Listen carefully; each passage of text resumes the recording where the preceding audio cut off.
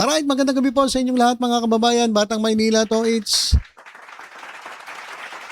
nag-react po si Kuya Kim Atienza sa sinabi ni Robin Padilla. Bakit ano ba sabi ni Robin Padilla? Sabi kasi ni Robin Padilla mga kababayan, ang mga bata po ngayon, sad to say, pero pasensya na kayo, you are weak.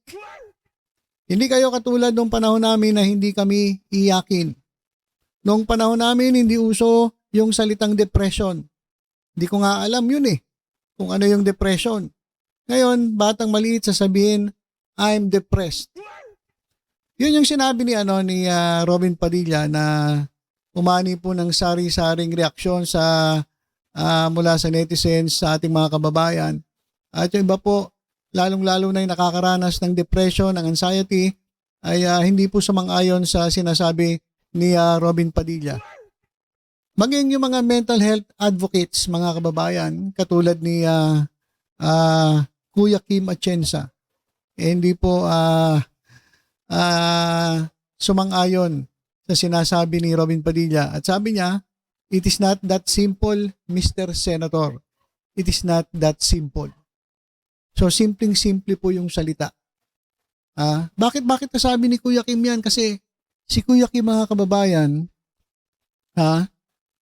ito, basahin ko lang to Nagbigay ng reaksyon si Kapuso host Kim Atienza o mas kilala bilang Kuya Kim, kaugnay ng naging pahayag ni Senator Robin Padilla tungkol sa mental health at sa kabataan ngayon.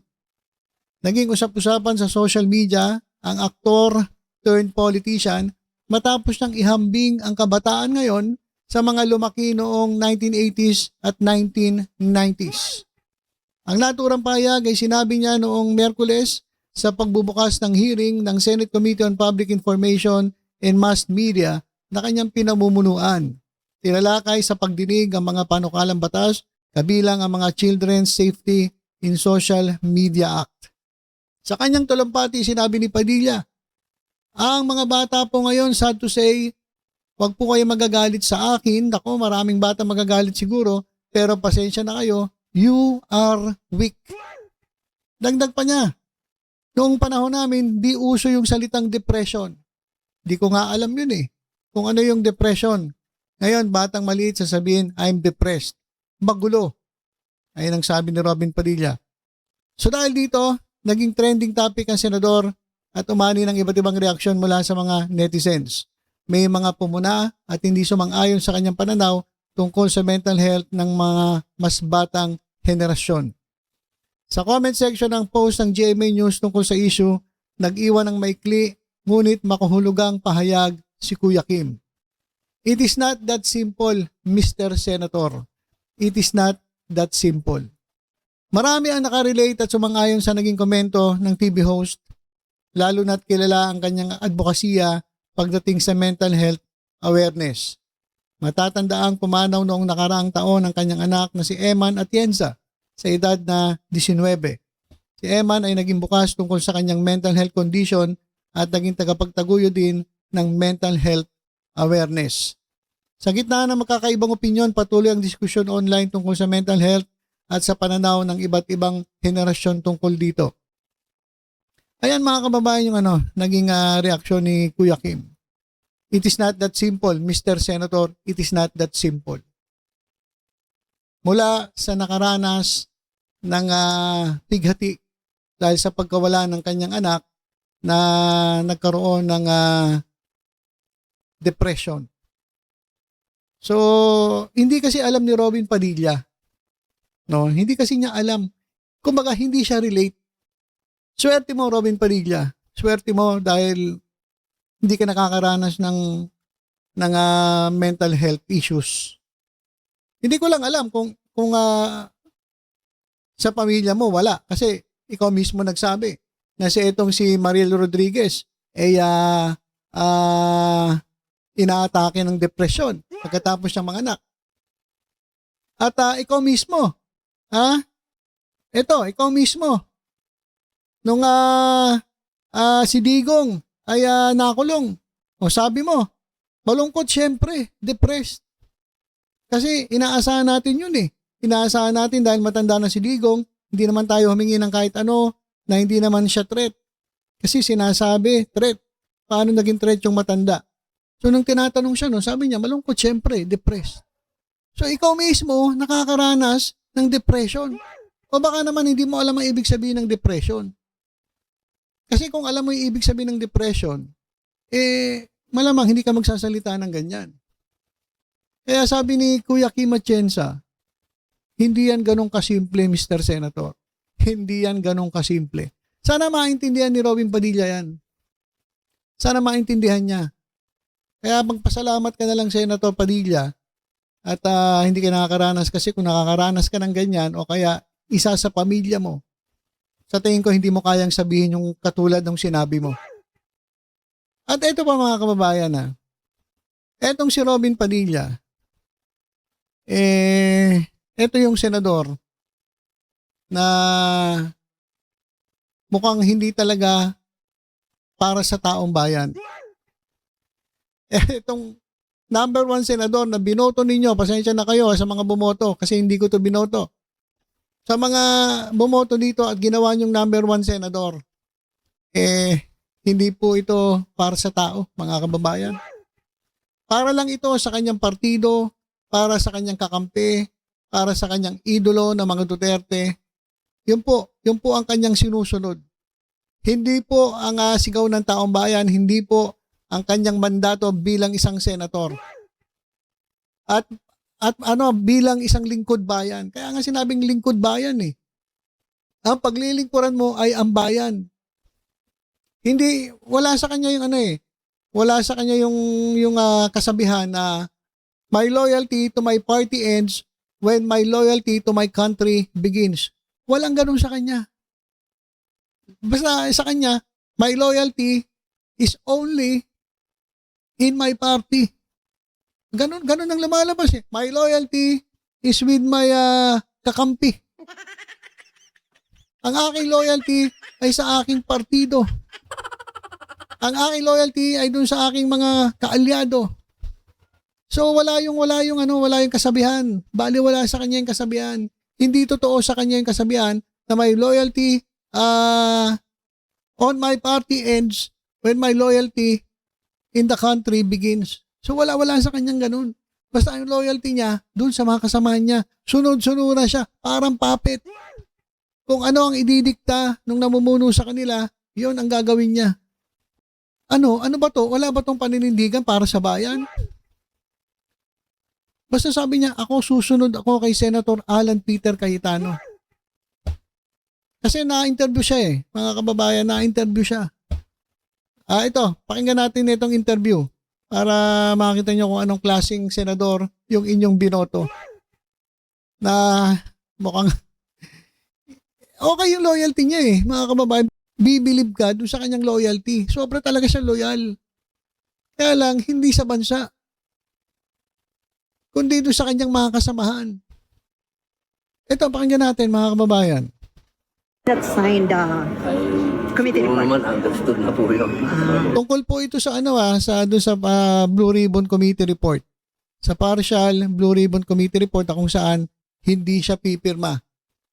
Pati yung minority, buong minority hindi pipirma. Ano dahilan niya bakit hindi siya pipirma? Okay sana kung alam niyo kung nagdahilan siya na meron siyang may sariling dahilan kung bakit hindi siya pipirma. Diba? Kunyari, may nakita siya dun sa report. Ay, hindi ko gusto kasi yung nasa report. Hindi ko gusto yung yung mga kasamahan ko dinadamay, yung tatlong mga best friend, dinadamay. Ay, hindi ganon. Kasi nakita ko, ako mismo, magpapatunay na wala silang kinalaman. Pwede yung ganon Pero tingnan niyo mga kababayan yung dahilan niya. Bakit hindi siya pipirma? Pero nabasa niyo na, sir? Nabasa niyo na po? Yung Parehong revised? kakapal yun ganun kakapal Oo. Pero siyempre, akin na lang muna yung nabasa ko doon. Thank you, sir. Pagka-preliminary investigation na lang daw, hindi na charges, ayaw nyo pa rin pumirmahan. Kapag ganun daw po yung Tahimik na lang ako dyan. Hayaan na natin yung majority ang sumagot. Kasi siyempre, meron kami sarili yung minority. Sir, napagkasunduan ba ng minority block yan na hindi kayo pipirma sa Blue Ribbon report? O hindi, o sarili mo yan? Siyempre, kailangan solid kami sa minority, di ba? Oo, kung ano yung desisyon ng aming minority floor leader, susunod kami. So as far as you know, hindi kayo pipirma buo? Ay, yun ang sabi ng aming minority floor leader. Walang pipirma sa minority. Well, meron naman kaming sa amin, gusto mong pumirma, di pumirma ka. Pero ako, susunod ako kay Alan. Sabi ni San Alan, walang pipirma Walang sa pipirma. minority. Minority report. Okay. You will insist on it, kung you stand by it, the minority report. Pumirma kami doon. Pero sir, pwede ka naman daw pumirma dun sa committee report with, halimbawa, reservation, amendment, or kaya... Kapag sinabi ni Alan. Okay. That signed, Okay, narinig niyo mga kababayan, puro si Alan. Kung sasabihin ni Alan, kung pumayag si Alan, kung ano ang gusto ni Alan, ayun ang gagawin ko, sabi ni Robin Padilla. Tingnan ninyo. Kung anong klaseng senador yung binoto ninyo. Okay, sana kami may ibang dahilan kaso puro Alan. So sunod-sunuran siya sa lahat ng sasabihin ni Alan. Siguro pag sinabing tumalon to sa bangin, tatalon to Kapag sinabi ni Alan, magre-resign ako kapag sinabi ni Alan.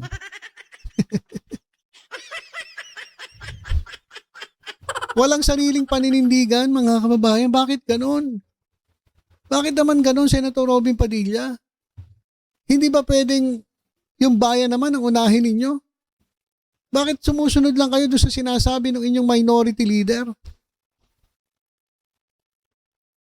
Wala, mga kababayan. Wala po talaga. Doon lang sa pinagsasabi niya tungkol sa kabataan, tungkol sa nakakaranas ng depresyon, sasabihan mo pa na weak, imbis na tulungan mo sila at itaguyod ang mental health awareness. Sasabihan mo pang weak. Sila yung nangangailangan ng lakas, tapos pahihinain mo ang loob. Tapos eto pa. Yung paninindigan mo kung ano paninindigan ni Alan, ayun yun ang gagawin mo. Kung ano sasabihin ni Alan, puro na lang Alan. Anak na toko ang Alan yan. Wala bang sariling paninindigan, Senator Robin? Wala talaga. Wala po talaga tayong aasahan dito. Sayang lang yung pinapasweldo dito kasi pati doon sa mga tsinador. Doon sa 9 Judas line. Talagang kung sabihin ng kanilang grupo, Duterte Block, Minority Block, DD List Block, DDS Group, ayun ang gagawin nila. Hindi na po nila ginagawa ang kanilang mandato na dapat ang kanilang inuuna ay ang bayan, ang taong bayan. Wala na, mga kababayan. Kaya sana, sa darating na eleksyon, tandaan nyo yung mga pinagsasabi nito ni Robin Padilla. Yung mga kabataan na sinasabi niyang weak, siguro alam nyo na gagawin ninyo. Mga weak daw kayo. Ipakita ninyo mga kabataan kung totoong weak kayo.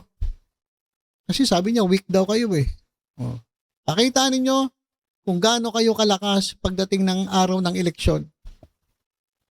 Tingnan ninyo, patunayan ninyo na hindi kayo weak. Tingnan nyo kung saan pupulutin sa basurahan itong si Padilla. Saka ako hindi talaga ako boboto ng isang politiko na mas inuuna yung gusto ng kanilang partido. Wala na pong sariling paninindigan. Biruin mo, puro Alan. Kung ano sasabihin ni Alan? Tatanong ko muna kay Alan. Kapag umokay si Alan, walang iyang Alan yan. So, hindi ka na naglilingkod sa tao. Naglilingkod ka kay Alan na. Diba? Ibang klase talagang powers na ito ni Alan. Pero mo yung mga kasama talaga susunod sa'yo. Ha? So yan mga kababayan, si Robin Padilla.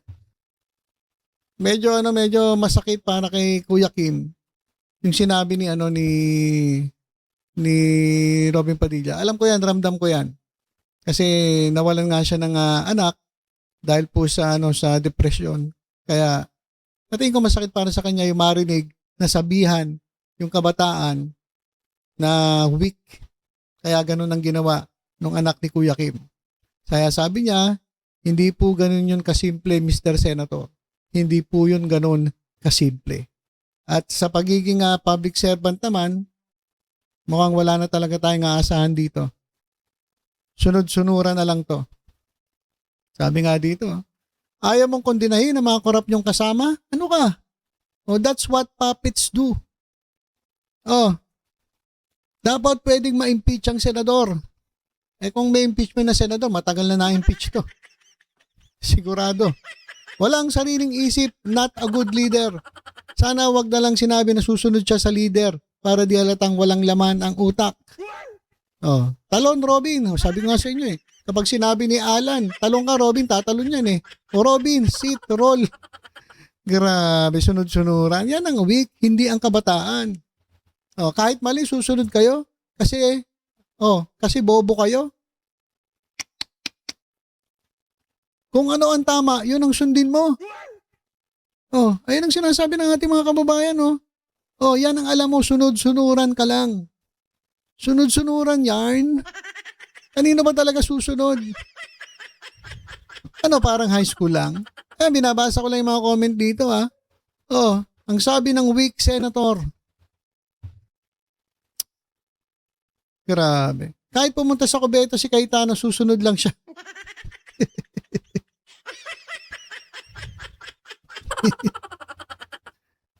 Walang critical thinking, sunod-sunuran lang. So, ayan. Ito. Bilang pagtatapos natin, sabi dito, okay lang para sa mga kayong tuta. Yan mga kababayan, comment po nila yan. Talagang